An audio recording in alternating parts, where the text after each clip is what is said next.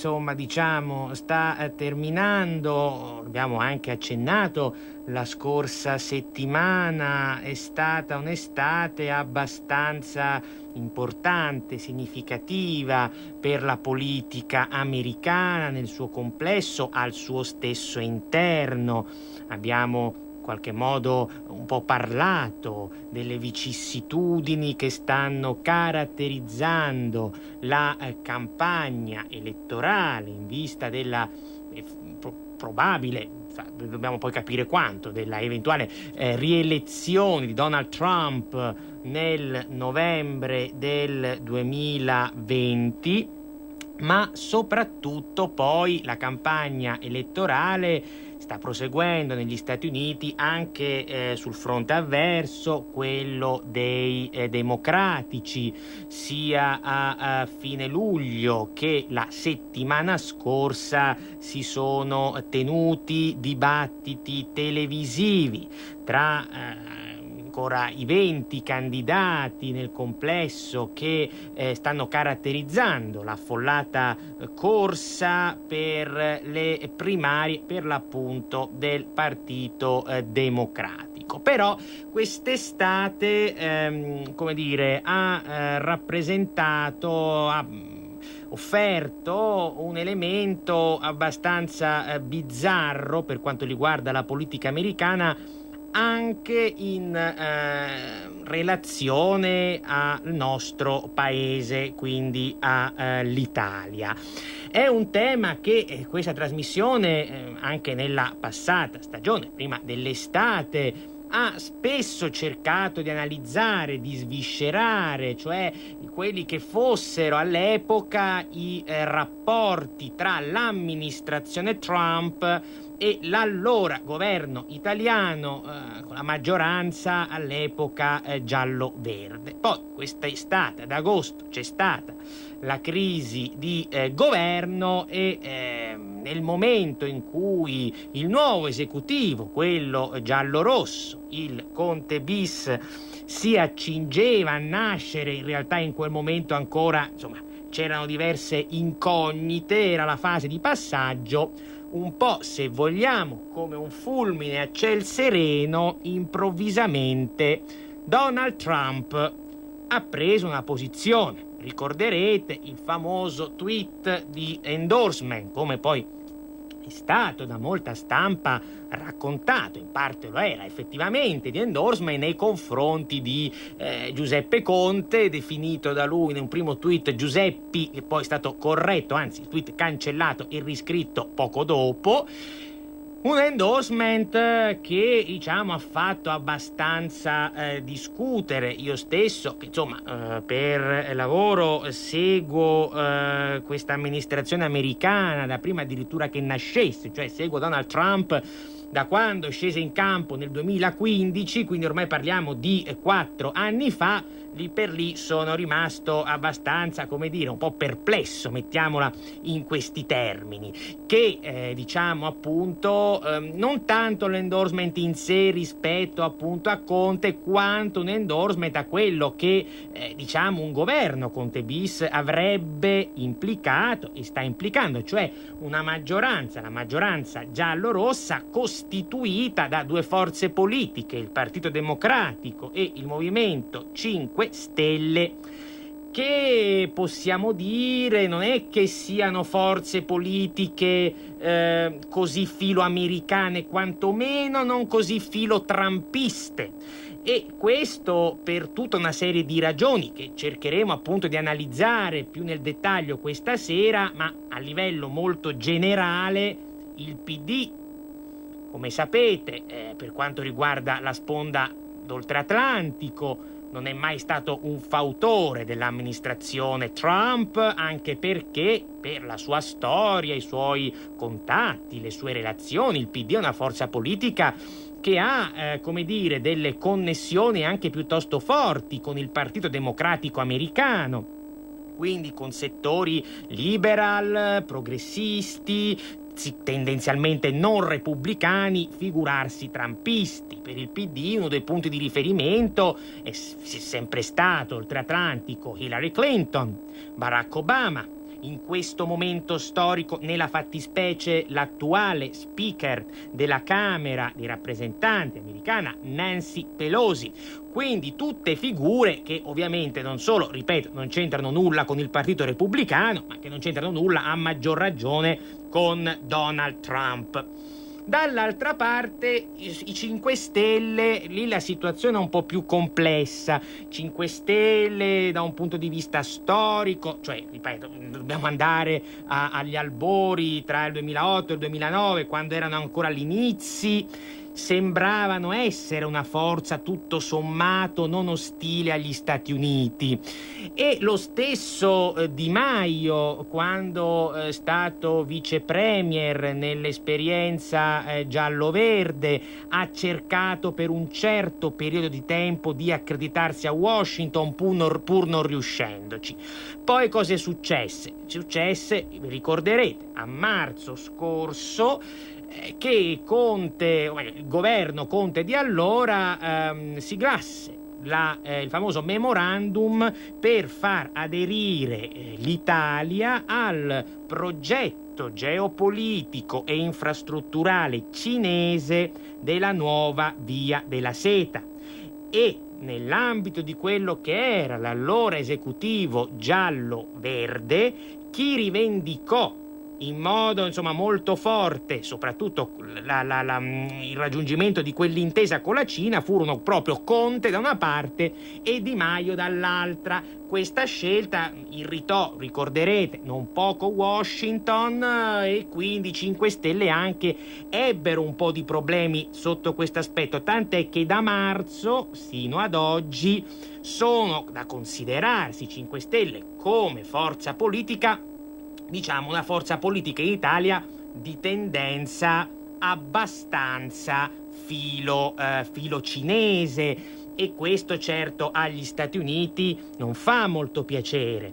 Ricorderete sempre che nell'ambito del governo giallo-verde si cercò di dare una risposta positiva a Washington, positiva a Donald Trump sulla questione del 5G, perché gli Stati Uniti storsero il naso per la nuova Via della Seta su tante questioni commerciali, geopolitiche, eccetera, ma soprattutto su quella singolare questione, quella appunto della rete 5G, le infrastrutture per la rete 5G, che per gli Stati Uniti ha una valenza nel campo tecnologico, militare e dell'intelligence. Lì più che la Casa Bianca si muove il Pentagono, quindi il Dipartimento della Difesa. E allora il governo giallo-verde, ricorderete, approvò un decreto legge sul Golden Power per il 5G, decreto legge che venne auspicato all'epoca soprattutto dalla Lega, molto meno dai 5 Stelle. Guarda caso i 5 Stelle, pochi giorni prima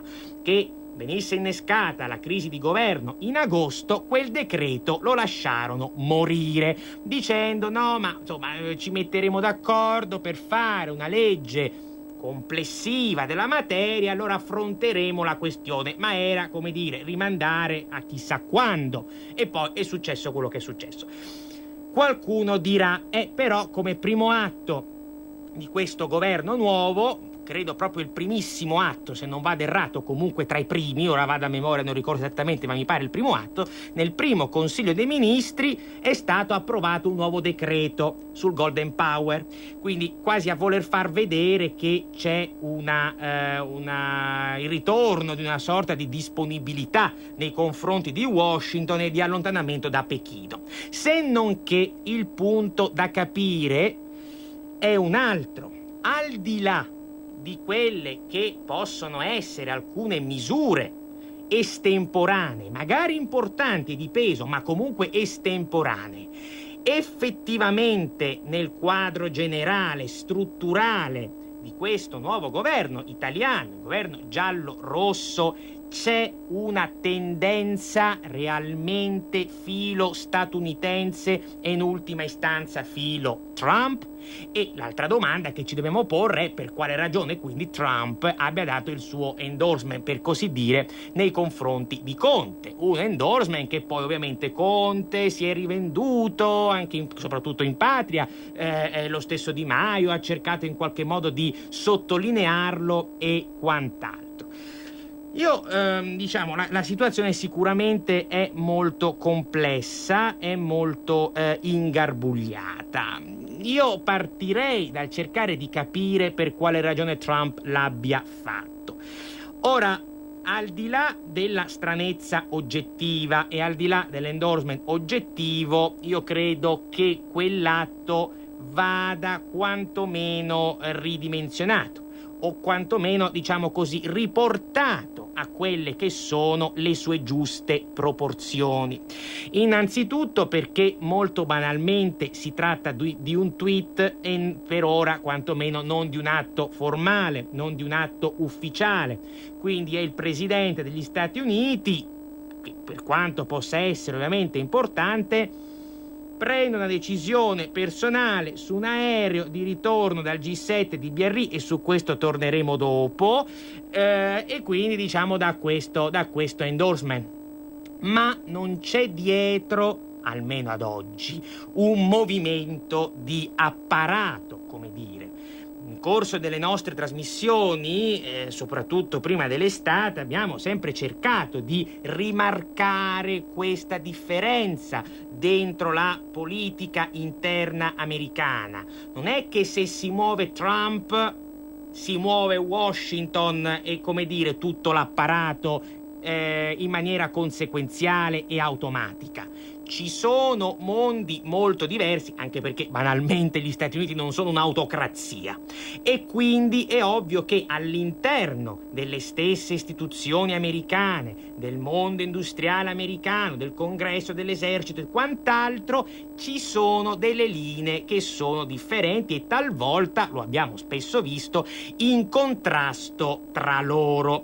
Quindi bisogna distinguere da quello che può essere una presa di posizione estemporanea di un presidente americano che, come sappiamo, ha la mania di Twitter, di comunicare su Twitter, da quella che poi è la linea effettivamente seguita dai vari dicasteri americani, in particolare dal Dipartimento di Stato e dal Pentagono. Cito soprattutto il Dipartimento di Stato perché è così un ministero, diciamo quello che è il nostro Ministero degli Esteri, molto molto attento, molto molto severo, soprattutto oggi che è in mano ad un autentico falco come l'attuale segretario di Stato Mike Pompeo. Un falco che quindi porta avanti tendenzialmente una linea in politica estera molto dura, a tratti bellicosa, sicuramente proattiva e non poco ostile nei confronti dei tradizionali nemici degli Stati Uniti. Pensiamo all'Iran, pensiamo alla Russia, pensiamo proprio alla Cina. Quindi già qui bisogna fare una distinzione. L'endorsement c'è stato, ma questo endorsement ha un valore fino a un certo punto.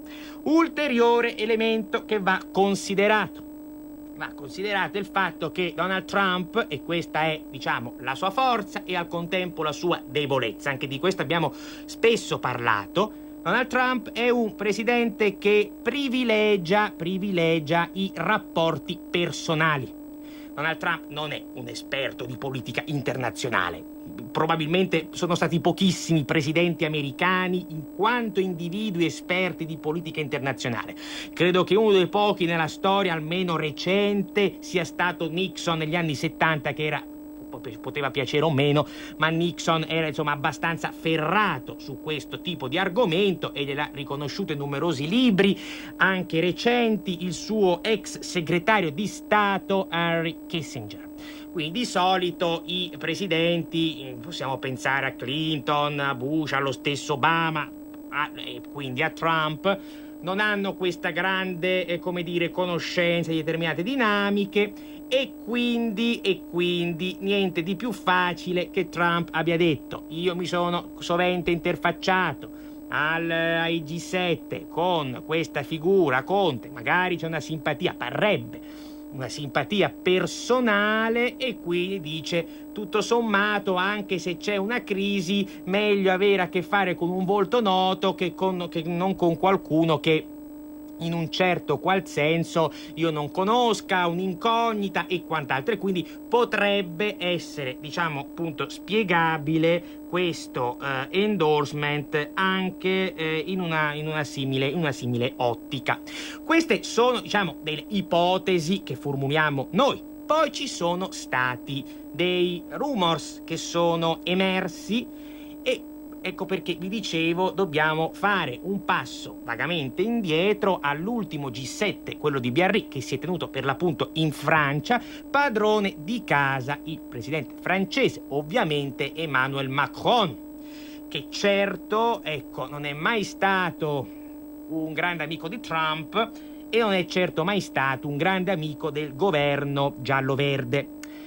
La CNN, 24 ore dopo scarse dall'endorsement di Giuseppi, l'endorsement di Trump nei confronti di Conte, la CNN esce e dice, in un articolo che parlava appunto degli scontri che c'erano stati tra Trump e gli altri membri del G7, soprattutto con Boris Johnson e con Angela Merkel, sulla questione russa. Voi sapete che Trump non da oggi, da più di un anno, sostiene che la Russia di Vladimir Putin debba essere reintegrata nel G7, quindi bisognerebbe tornare alla formula del G8. Putin è stato espulso dal G8 nel 2014, quando c'era ancora Obama presidente, perché per la questione, ricorderete, della Crimea, quindi la crisi ucraina. Trump, che lo sapete, ne parliamo spesso in questa trasmissione, vorrebbe aprire a Putin diplomaticamente, vorrebbe attuare una distensione geopolitica nei confronti della Russia.